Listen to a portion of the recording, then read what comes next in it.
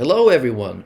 This will be a general assortment of ideas born from a number of years of reflecting on what I learned from my patients, some of the literature, and then lots of reflection on discussions that I've had with thoughtful teachers and colleagues over the years, where I try to carefully compare the map with the terrain being what I actually encounter in the trenches of doing this work, and the map being the theory. I see my ideas as ever evolving, a work in progress. I hope that they'll be taken as contributing to a conversation rather than a final word on anything. The ideas that I'll delve into today, they center around the idea of emotional closeness and the avoidance or resistance against emotional closeness, the transference across the ego adaptive spectrum. We'll get into the idea that all character neurotics are conflicted around emotional closeness. For example, on page 4 of what sometimes is referred to as Davanloo's green book, I think it's just called Intensive Short-Term Dynamic Psychotherapy. I believe it was published in the year 2000. Davanloo writes that everyone on the right side of the spectrum demonstrates, without exception, a number of characteristics, and then one of them he lists being resistance against emotional closeness. So here the implication is that those on the left side of the psychoneurotic spectrum do not engage in resistance against emotional closeness. Fairly interesting. Let's drill down. Davanloo then goes on in this book to share the case of the salesman and his sister-in-law, which he writes is more or less representative of the extreme left of the spectrum. And yet, in the transcript, it becomes clear that the patient, through a series of tactical defenses, keeps Davanloo at an arm's length distance. Keep in mind that this only manifests when Davanloo really begins to drill down and hone in on where the patient is most conflicted. The patient is highly responsive, extremely forthcoming. The dynamic inquiry yields a lot of dividends, right? It's very clarifying. But Davanloo himself, in this transcript, right, he comments on that he's doing a head-on collision. And he comments on the patient's vagueness and rumination, which is all distancing, okay? And yet, he characterizes this patient as belonging to the extreme left side of the psychoneurotic spectrum. So there's a bit of a discrepancy there, right? But my interpretation is that because with this patient, the case of the salesman and his sister-in-law, there is no major resistance. So therefore, as soon as the patient's defensiveness loosens up a bit through some of the pressure and challenge and head-on collision that Davanloo does, then Davanloo makes the decision, right? He actually comments that this is sufficient, like the loosening up of the defensive system is sufficient, and then he continues dynamic exploration without going for like a major unlocking in the transference. So this seems to suggest that resistance against emotional closeness affects even those on the left side of the spectrum, at least center left. Again, a bit of a discrepancy here. By the way, my interpretation of how Davanloo seems to be using the term highly resistant versus low resistance in these texts, it seems to refer to how tenaciously, how invested the patient is in hanging on to their resistance and how tenaciously they do so. That's my impression from the texts. I know that other people refer to resistance more in the way of how a patient is resisting, like a patient is resisting through isolating affect, for example. I'll make use of the terms symptom neurotic and character neurotic, in line with how Otto Phoenicia seemed to have made use of the terms, at least my understanding, and then how I understood Davanloo to also use these terms. Anyway, the symptom neurotic is the exceedingly rare individual whose neuroses is circumscribed, and their issues tend to be acute rather than chronic. This individual has a single circumscribed conflict that has not metastasized to the entire emotional system. They don't have rage or guilt about the rage in their unconscious. On page 198 of Unlocking the Unconscious, if we're going to stick with colors, it would be the yellow book. Davanloo referred to these folk, I'm quoting here, when patients come into this category, who are highly motivated and responsive, in whom resistance is relatively light and highly ego-dystonic, and in whom anxiety is no more than moderate, these highly responsive patients represent only a very small proportion of the psychoneurotic population. The symptom neurotic only resists, and with what Davanloo calls very mild degree of resistance, because change is scary, typically not because of self-defeat, although as the transcript that I just referred to makes clear, that's about as clear as mud, actually.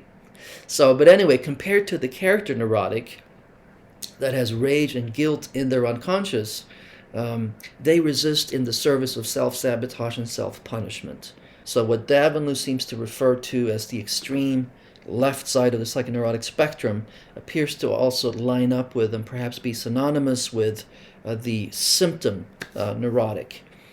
The character neurotic, they have a very characterological component of their resistance, where through long-standing habit of avoidance and repression, repression I use here in the broad sense of the term, meaning simply disavowal of psychic material from the conscious mind, the repression has been solidified into core basic attitudes, mannerisms, and ways of being and relating. Essentially, it's the defensive portion of the patient's character, which wards off real emotional contact between the patient and the world through a character armor that is molded after how the patient had to survive relationally. I want to focus our attention on something very important that Dr. Davanloo said time and again to his patients, that our task is to examine your most intimate thoughts and feelings. That this is what will help the patient resolve their difficulties, right? That's the implication. That in order to get to the engine of your difficulties, we have to understand your most intimate thoughts and emotions, feelings. So that the two together, therapist and client, right, shoulder to shoulder, collaborating, looking together at the truth of what the client is really thinking, feeling, wanting.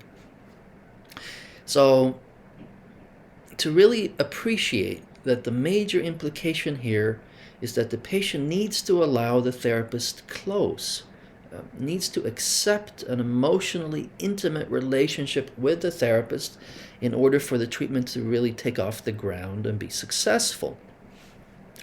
Emotional closeness is therefore the cornerstone of the work that Dr. Davanloo spearheaded.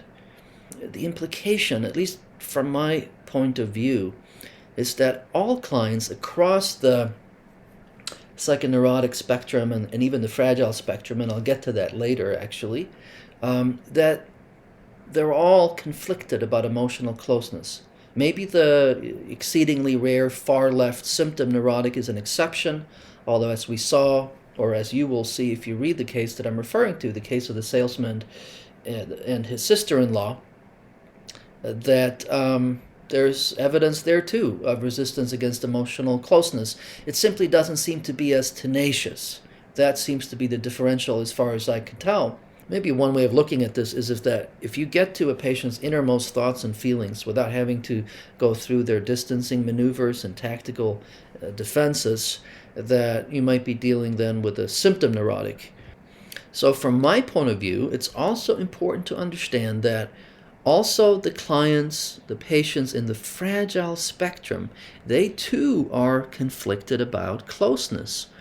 So much so, in fact, that through splitting, projection, projective identification, they will be distorting you. They will be distorting reality, the therapist, into a unidimensional thing. And in fact, they will export their internal conflicts so that they will experience those conflicts as outside of themselves. The conflict is you, the conflict is other people. So externalization tends to be a major thing there as a result of splitting and projection and displacement.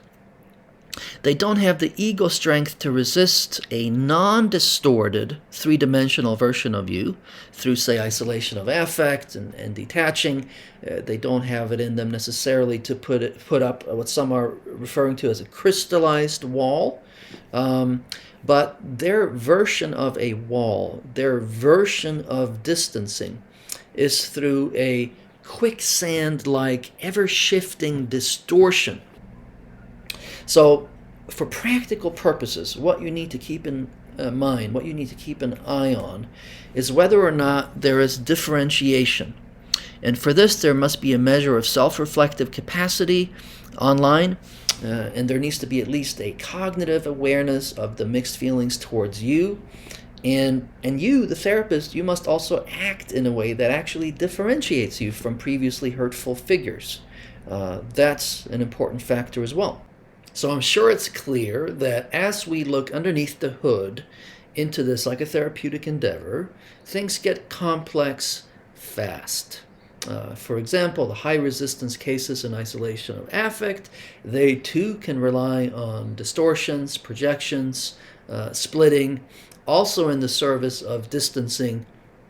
The real difference between those folks and the fragile patient who also distances through distortions is reality testing. The isolation of affect case will at some level know that the therapist is not really a perpetrator. There will be a real differentiation and a distinction in their mind between the figure of the therapist and the past genetic figures. Whereas the kind of distortions and distancing you'll see in the fragile client, it will lack the needed distinction between the figure of the therapist and the past genetic figures, so there's a loss of reality testing.